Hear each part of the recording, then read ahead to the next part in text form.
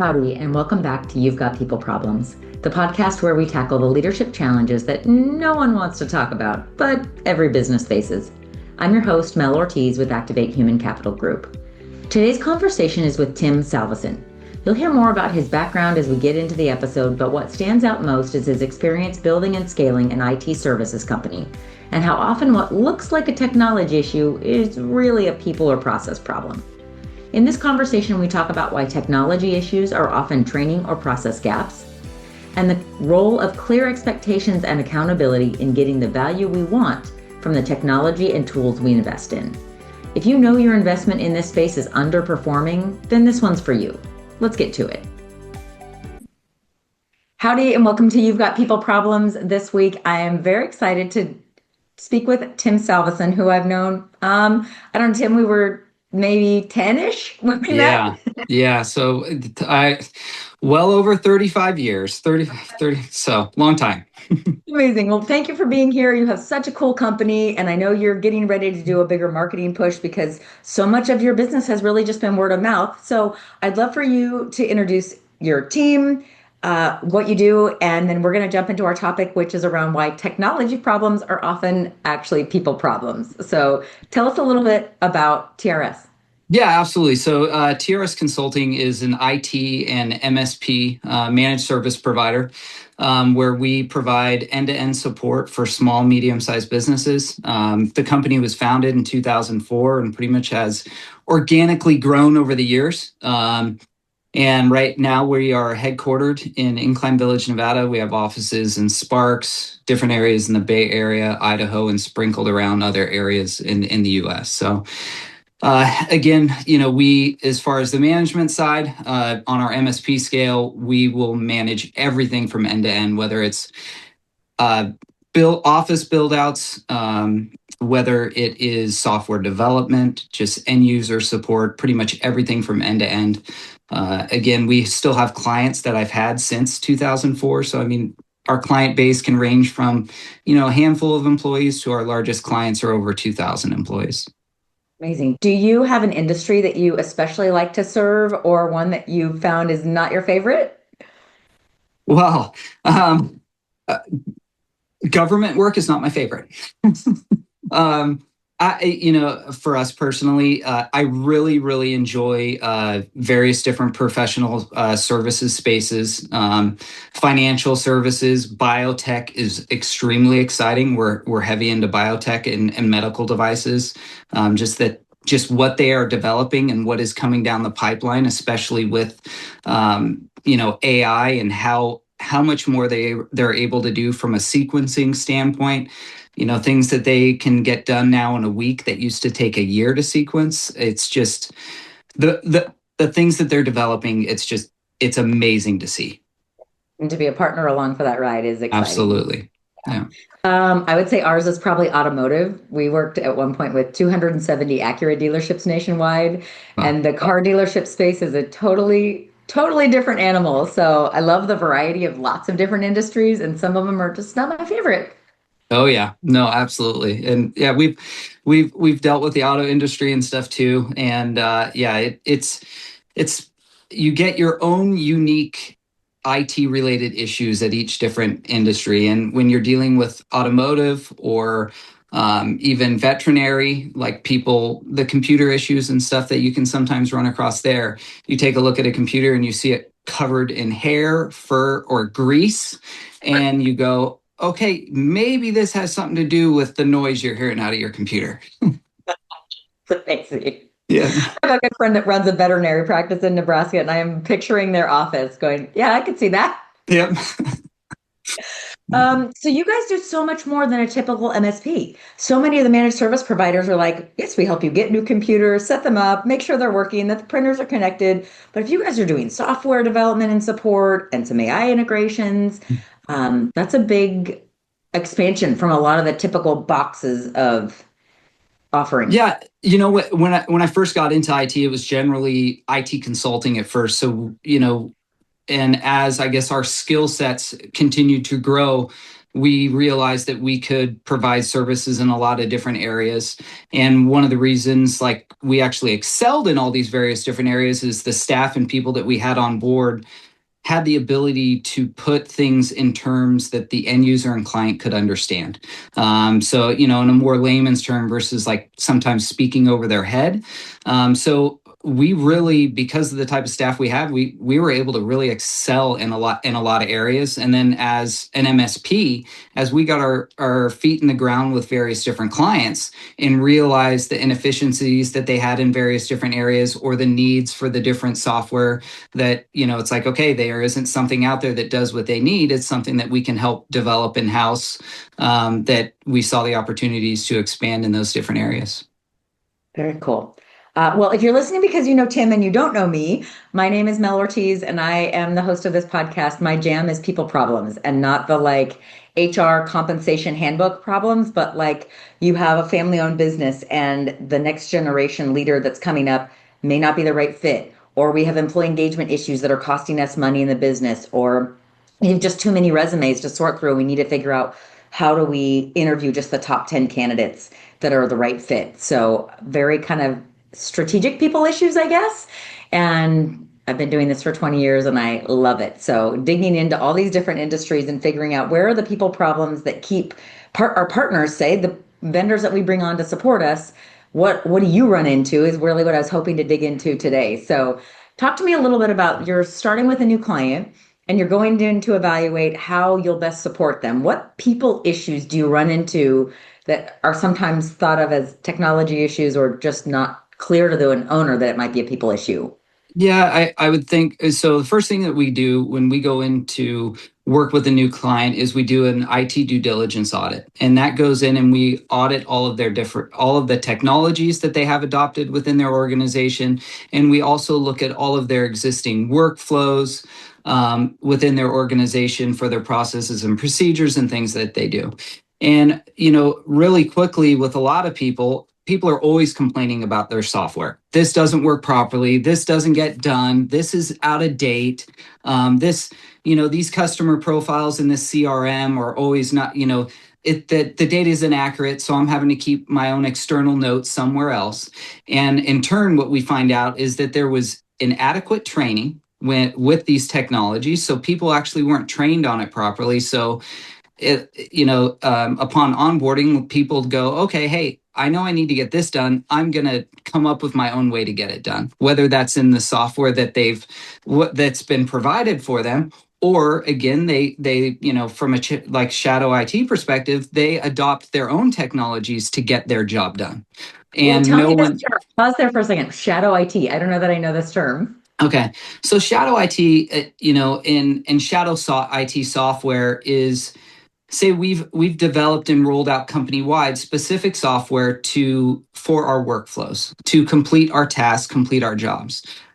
Shadow IT is where people make their own decisions to where it's like, okay, I know my company has rolled out, say, Zoom company-wide for video calling. Well, I'm going to use RingCentral video calling, or I'm going to use GoToMeeting myself. I'm going to decide to use this. And so it's people introducing other forms of software that are not within the organization and something that's managed by the organization. Got it. Okay, continue. I'm sorry to interrupt you. Oh, no. I'm always like on the lookout for acronyms and words that either I don't understand or other people might not. So we're not just speaking over, like exactly what you're saying. Speaking over people's heads doesn't do anybody any good. So thanks for listening. Absolutely. So yeah, again, going back to the topic is in most cases, there's been inadequate training on how to utilize the software is the reason why people are having problems with the software. Or depending on the type of software that's been implemented, that not everyone was included in the decision to decide on a piece of software within the organization. There's lots of times, and unfortunately, we've seen it, on the CFO or accounting side, that the CFO makes a decision that, hey, we need to implement this new accounting software. It's going to make everything better and easier for us. But little do they realize the effects that it has on everyone below them and all their existing processes and procedures, and how does it look for them when you make these changes? What are they going to do differently? And in various different cases, they again have selected software that sometimes causes more issues, decreases the productivity of everyone that actually has to utilize that software. And so it can come from, the people issues. It's not just like, okay, inadequate training. It's also, hey, did we vet the software properly? Do we have everything? Are we rushing to deploy something that we need to make sure that we take the adequate time to transition to something? So there's a lot of various different areas to where software gets blamed when it's the individual, either, the due diligence side wasn't done, training wasn't done, and then the follow-up and keep, someone supervision to make sure people are, continue to follow, the processes and procedures you put in place for the software. This morning, I had a call on exactly this topic. We were talking about a production environment in printing, and the sales team has this software that helps them keep track of what projects are in the pipeline, what the due dates are, and then production is always trying to make sure they stay ahead of the due dates. And one of the production leaders was talking about how the sales team has all these tools, but they don't ever update the due dates. So then they get slammed with 40 things that need to get done today. But actually, only 20 of those are critically important to get done for the client. Half of them don't even have the right approvals, the right graphics, whatever. And she goes, it's maddening how often it's two salespeople that are continually the problem. It's not even the whole sales department. It's two people who just don't follow the processes and use the systems we've set up for exactly this purpose. So I see it everywhere too. Absolutely. And that's where even internally for us is the checklists and work guidelines and workflows that we have in place to where like literally people have to check off as they go. It documents, records everything, what is being done, so that we can go back and look at the analytics too and go, okay, hey, why didn't this get done on a timely basis? What caused this hiccup and stuff here? So that's it really does come down to people. I mean, the software only is as good as the people that are utilizing it. People run the processes, so no matter how good the processes are. then that's why you have AI. Yeah, right? So when you find that stuff in your due diligence, like obviously we're looking at hardware and software. Yeah. Does your team come in and support and reinforce the training that got missed or help people come along? When you find these things, is it like, hey, these are things you need to take care of, client, or do you come along for the ride and support that? So once we go through and as far as complete the documentation portion of the due diligence, then we go back, look at everything, reevaluate it, then usually meet with the different C-level individuals and make sure that what they're currently doing is what they actually want to do. Because sometimes, processes and procedures are in place just because they are, and no one really knows why they are. This is just the way we've always done it. Yes. and so, once we've gotten all that data, is first then to go to the various different stakeholders and find out, it's like, okay, what is your optimal process and procedures? Where are your biggest headaches? So that then we can determine, hey, the technologies that you have, the workflows that you have, are they sufficient? Or are they capable of doing what you want to accomplish? So sometimes we have to rip stuff out, and we can, depending on the agreements and stuff that they're in. But it's kind of it's a case by case basis. Yeah, amazing. I'm thinking about how often I see the wrong person in the seat creating a lot of the chaos around processes, or because they're making up for aptitudes maybe that they don't have by trying to use different tools, different people, different processes, because they by nature, I was talking to somebody yesterday about a sales role, and like the aptitudes required for a sales role compared to say quality control or a project manager are so very different that when you get the wrong person in the seat, they start making a lot of messes because they aren't a fit in the first place. So I'm kind of envisioning how some of these due diligence audits go. Oh yeah, no, and it's absolutely true. A lot of people, depending on when they come into an organization too, they have made certain promises that, hey, we're going to advance this or we're going to do this and hit certain deadlines, and they don't do the due diligence. They'll recommend something or push forward on something that that they they shouldn't do because they haven't done the due diligence or made sure that it's the right platform or something to roll out. Um, I'd say a vast majority of issues stem from deploying software that wasn't adequately vetted or actually put through its paces as far as testing it side by side with their existing platform, and then rushing the platform out with with not enough training. Yeah. Because the training side of things, if you do not develop the proper platform and the foundation, that things are just going to crumble. It doesn't matter how good things are, 3-4 stories up, that if you don't have a good foundation, things are going to crumble at some point. Tim, it seems like it would take a lot of time to vet it side by side with what I'm already doing. I'm just trying to get my work done. Yeah, that is true. It takes it, and that's a commitment too. When you make the decision to, hey, you know what we're doing right now isn't working. That's where first, again, you go back and you go, okay, hey, what can we do let's look at ourselves first. Let's look at how we have adopted the technology, how we've trained our staff. Are there things we can do first internally to improve our efficiencies without having to look at a different product?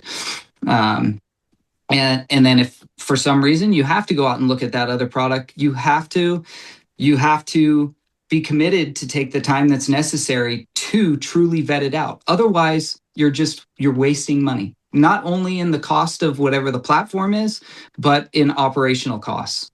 Yeah. Yeah, so true. So does your team help at all with that vetting of decisions when it's time? You've got a long-term client. Does your team help with selection of different software platforms, evaluation, integration, any of that piece? Pretty much all of it. Okay. So yeah, we're partners with dozens and dozens and dozens of different platforms and manufacturers. So in most cases, unless it's something that very obscure, we're probably a partner with them.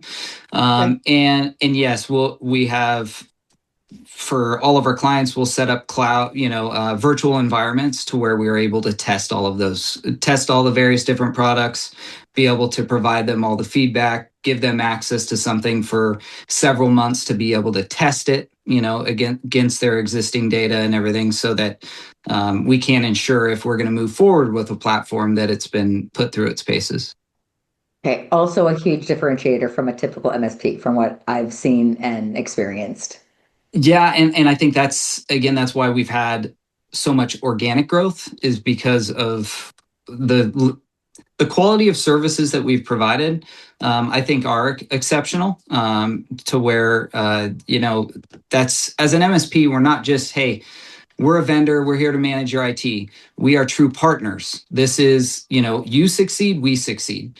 And whatever we do, we have the best interest of our clients. So we want to ensure that their organization, continue, we want to see their profits increase. So whatever we can do on our end to do that, we're going to do it. So take me down the path a little bit of your own growth as a company and any of the people problems you've seen and how those have supported or hindered your growth. I mean, when we get it right, it's awesome. When we get it wrong, it's such a distraction and a frustration. What have you seen? Don't throw out any names, but Not going to throw out any names, but it's an area that you're always refining. You're always, because everyone's, based on life experiences and development, we all have a different way of how to approach different problems, approach processes and everything. And what I've realized is some of the things that I would think it's like would be expected for some people to utilize, hey, this would be the next step, that I need to actually make sure I document every single step, even if I think it's like, hey, this is just, obviously this would be the next step.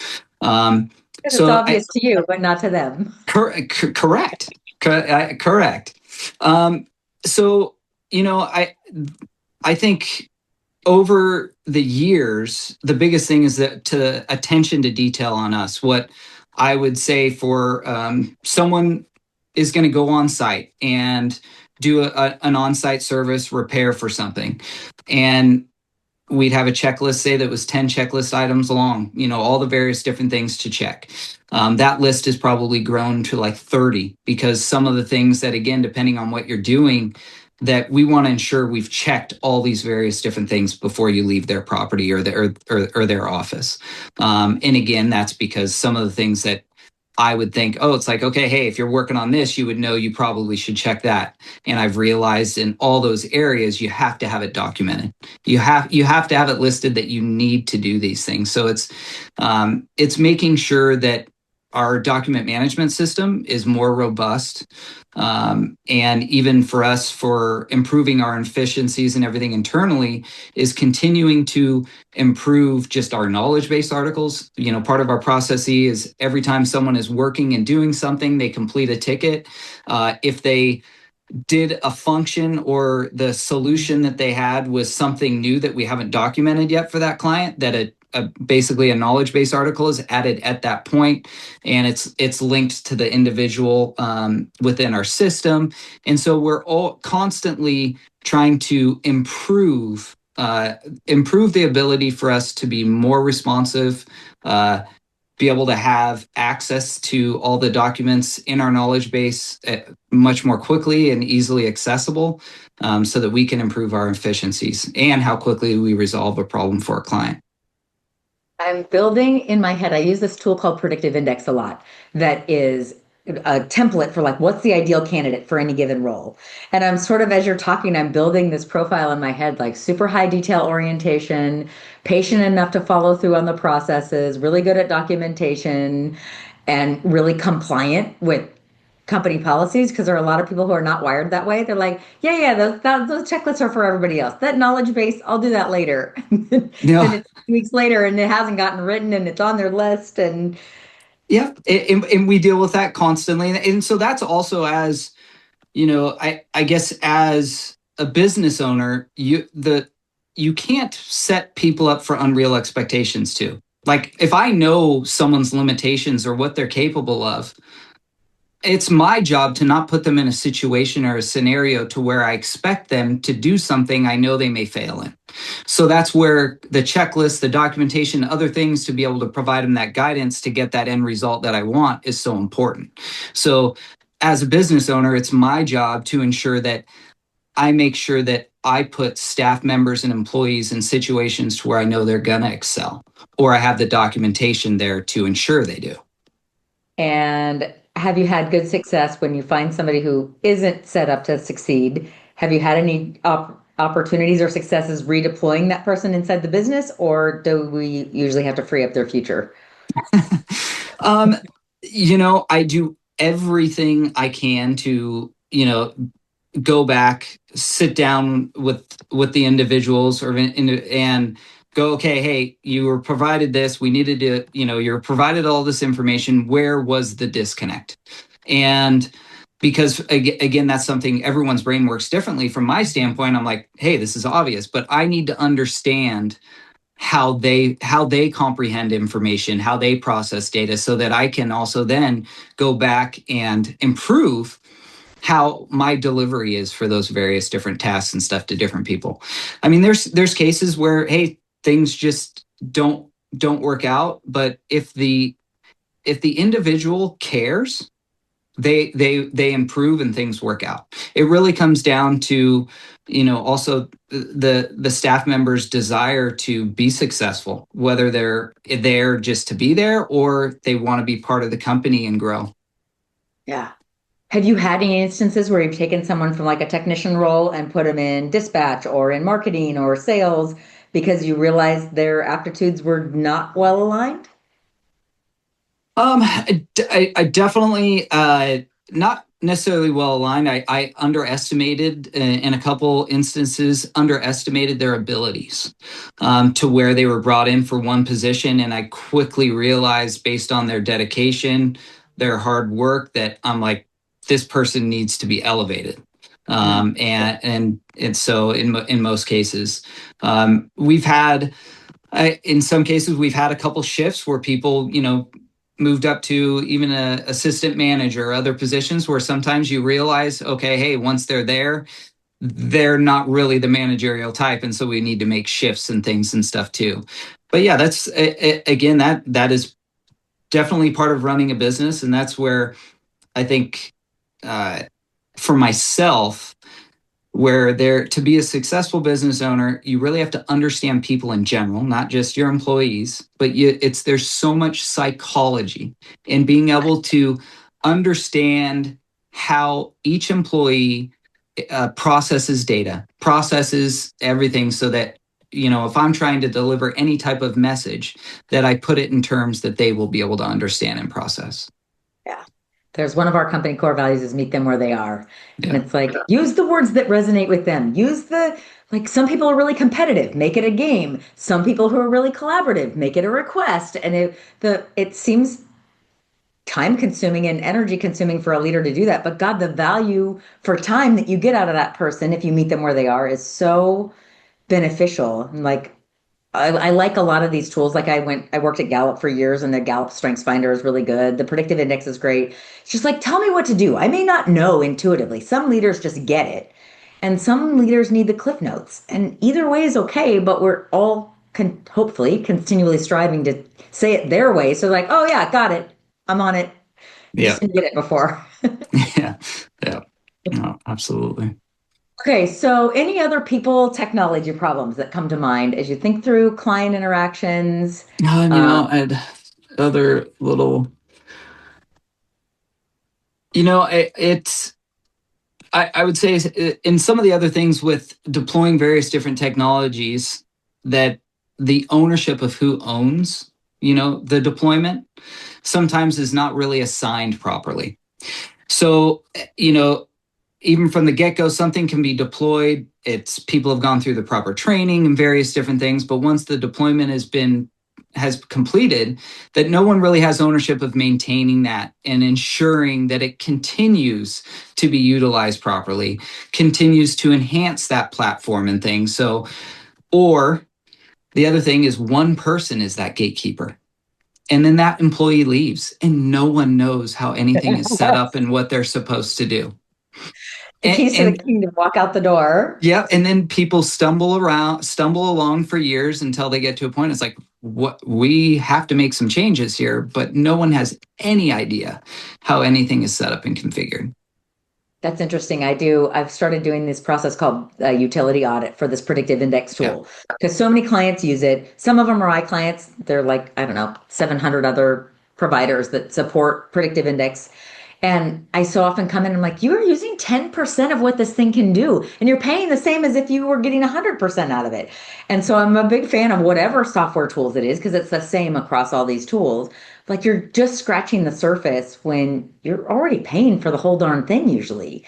And like, these utility audits are valuable, and having someone that can come in and get the lay of the land with like, these 5 things will add value. Go do these. Do you need help? Okay, great. We'll help you with it. Yep. No, absolutely.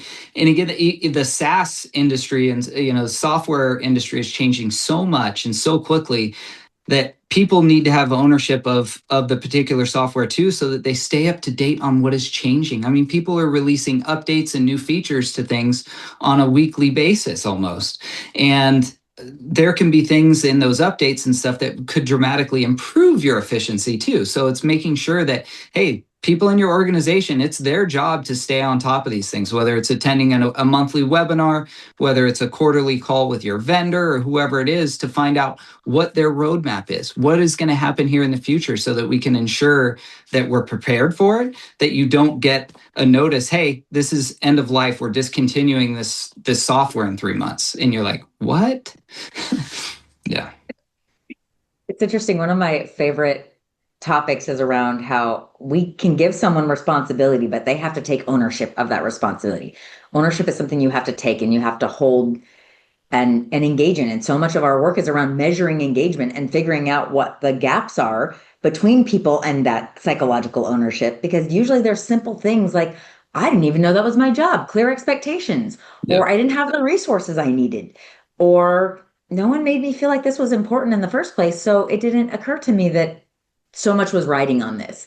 And so getting that and tracking that data over time, one of my favorite things about the MSP space is y'all have such great data on tickets, ticket closure, what issues, every team member has their own results. And in so many of my client sites, they don't know who's performing well and who's not. Yeah. And getting that getting that clear to people is such a gift. No, and that's something where we've seen massive growth in too is, basically productivity analytics, especially with so many people working remotely. And there's that fine line of employee monitoring versus analytics and stuff too, which can unsettle people and stuff. But really, the performance metrics really need to be able to be captured for small businesses so you can make decisions knowing that, hey, do we have inefficiencies in our processes? Does someone not know how to utilize a particular piece of software and stuff that we have? And especially in remote environments, you have to be able to deploy some of those tools and analytics. Justify. I had a client, I don't know, a month or so ago that was talking about they started measuring productivity in their customer service team. Well, they had two people on that team.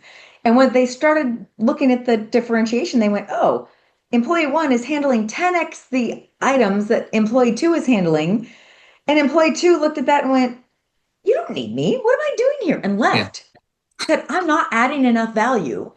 And so they were able to give employee one a bonus, a raise. It's fewer compensation and benefits they're having to pay. And that employee went kind of like, okay, you're Yeah. welcome. I'm doing great at work. Heck yeah. That's awesome.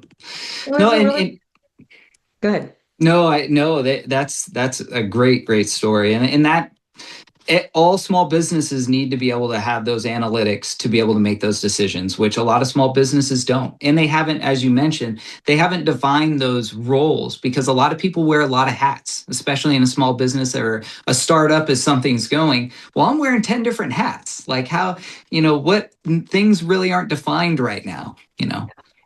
And I have this mantra that nobody wants to suck at work. Nobody shows up every day thinking, I'm going to suck at my job today. But when you're wearing 10 hats, what does a win even look like? It means you Yeah. keep the wheels on the bus. Like, how Yeah. do I know which things really move the business and which don't if I'm just busy being busy all the time? And Yeah. my world keeps changing and evolving around me. I'm just trying to keep up. And No, we absolutely. we do a lot of definition of, okay, what is your role today looking into to tomorrow? I'm kind of curious on the metric side and those productivity tools. Does your team help define the right tools and implement those so a client can get some clarity there? Yes. Yeah, absolutely. I really, since 2021, 2020, with so many more people working remote, that was one of the first things, whether it was for compliance requirements, efficiency monitoring, that we would deploy various different tools to all end user systems and cloud-based platforms so that we could monitor the performance, so that you could really get a good sense to, okay, hey, going remote, has this approved efficiency? Have things increased or not? And overall for that, at first, absolutely, there was the ability to work from home changed the environment for so many people to where you saw improved efficiencies in a lot of areas. But then you also saw, just like everything, there's a reason there's a manager that manages people. So some people, if they work remote and they don't have someone managing them, it's harder for them to stay on task. It's not intentional, but they need someone to keep them on task. Where the various different performance monitoring tools allow people to do that. So, what are some good ones on the market? I don't know anything about this space, and I probably should with all my people work. What are some good ones that are out there that employers should be looking into, or should they really just call you? Definitely can call me, but I would say one that we utilize quite a bit is Active Track. Okay. And Variato is another one that has, and there's several different platforms. It really depends on at what granularity that you need to have those monitoring tools and things integrated into your systems. And again, that's something too for SaaS-based applications, whether you're utilizing like NetSuite or any other cloud-based platform to where we can integrate, we can actually integrate into those platforms, have a dashboard that pulls back all the analytics from all the various different platforms. So you can just see, hey, what the usage is from all the various different users. Yeah, interesting. Let's see. I'm trying to think about anything else I should be asking you about. Nothing comes to mind. Anything I should have asked you about? I don't think so. Like, I can talk technology stuff all day long. So, and I'll I know bring my husband in for that, and you guys can have you can geek out on the technology side. But that's awesome. Well, if anybody would like to get a hold of you and your team, what would be the best way to do that?